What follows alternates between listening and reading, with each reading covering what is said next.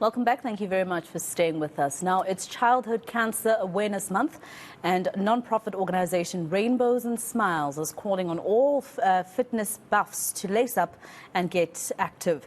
The initiative is aimed at getting people healthy and moving their bodies in whichever way possible. I'm joined now by Rainbows and Smiles founder Bonni Suckling. Thank you very much, Bonni, for your time here on eNCA. Just first of all, before we talk about, the issue that we have to talk about today, the very important issue around health in South Africa, just tell me about Rainbows and Smiles. Thank you so much. Thank you so much for having us on your show today. So Rainbows and Smiles is a non-profit organization, and we work predominantly in the government sector, offering holistic support to children that are diagnosed with cancer. All right. When it comes to this, I know that between the 4th and the 8th of September, South Africa recognizes, something that has to do with the kidney. You'll explain to us exactly why we recognize this at this point, etc. But I think South Africa is still that country where there's a lot of convincing that, companies such as yourself or organizations such as yourself has to do when it comes to people being comfortable with giving their organs to help others, right?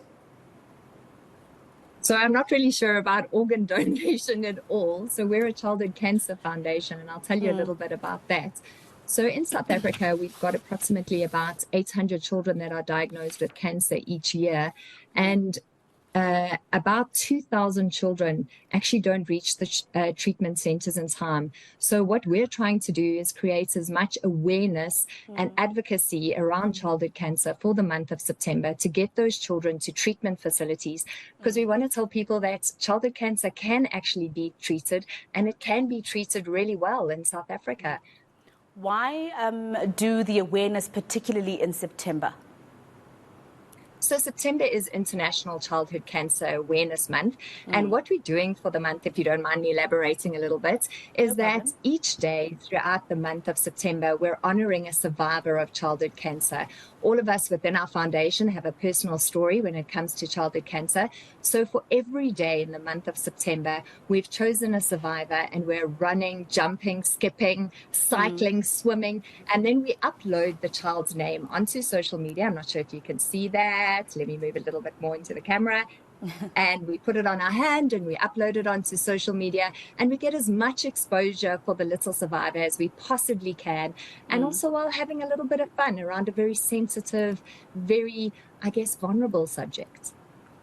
I know you and I are supposed to speak specifically about, the awareness around it. But I think what's also important is, I don't know if you have the statistics around how many children are being diagnosed with cancer at a young age, etc., but how important it is for access to quality health, at least, even in areas that are deemed poor, for instance, rural areas, etc. I don't know if you find any problems where you have to intervene a lot in areas such as rural areas. Such a crucial and valid point. Definitely social economic situation plays a vital role in getting these children diagnosed.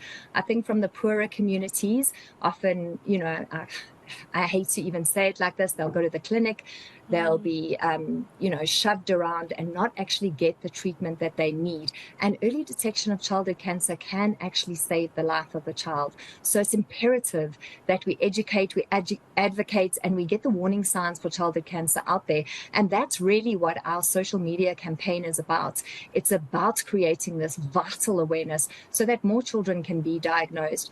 Experts say that approximately 2,000 children die before they even reach a treatment facility. And in South Africa, we have superb treatment facilities. So we want to get these children, get their cancer detected early and get them treated as soon as possible. So for those viewers who are interested in helping the little survivor, as you call them, and I like that name, can you just tell us how they register to be a part of your event? Oh, absolutely. So you'd go to our website, which is www.rainbowsandsmiles-sa.org, and click on the link, Run for a Reason, and you enter there.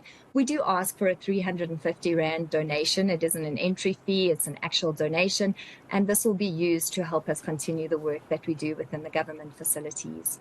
And just tell me, in terms of the government facilities that you talk about, I always worry as a South African. I always have some sort of concern when it comes to public-private partnerships. You know, how you are received as an organization that is there just to assist. Sometimes you find some government officials or hospitals individually are very hostile towards organizations such as yours that are just trying to ensure that these little children are able to get the proper treatment, etc. Do you ever get any backlash? No. Thankfully. I find it just the opposite, thankfully. I think that pediatric oncology is a special division, and I think that people that go into pediatrics have a heart for the work that they do. And we find that the facilities, the hospitals, different NGOs work together, we collaborate, and actually we are able to offer the support that is vital and is needed in these government facilities. We face, we look after the government's children predominantly because these are the children that come from previously disadvantaged environments. I just want to give you an opportunity as, an organization that is doing Run for a Reason or hosting that Run for a Reason campaign. I assume that the 300 Rand you're asking for will go towards the treatment of young children, especially those ones who cannot afford. Because at the end of the day, Bonni, you and I have to agree that the price of cancer treatment in South Africa is ridiculous for most people. Because if you look at the statistics, there's only a few that can actually afford the private health care. So I just want to give you the opportunity to speak to those parents who, for instance, know of someone or their own children are suffering from some type of cancer. So it's actually not the treatment that we provide. In South Africa, the government's hospitals do provide treatments, but it's the expenses that are hidden expenses. For example, in my own personal situation, I stopped working when my son was diagnosed with brain cancer, and my partner had to take over the household expenses. So if you think about it, if your home, the income is cut in half, imagine the financial burden that you're put under. Also, what we do is we assist with food vouchers, we assist with, sadly, burials, funerals, transportation to and from the hospitals, and whatever is needed. Lucky for us, we have a great relationship with the hospitals and the parents, so they contact us directly. So the money that is donated for the Run for a Reason event goes for us to continue our work. Bonni, thank you very much for your time here on eNCA, and good luck with the event. Rainbows and Smiles founder Bonni Suckling. All right, now.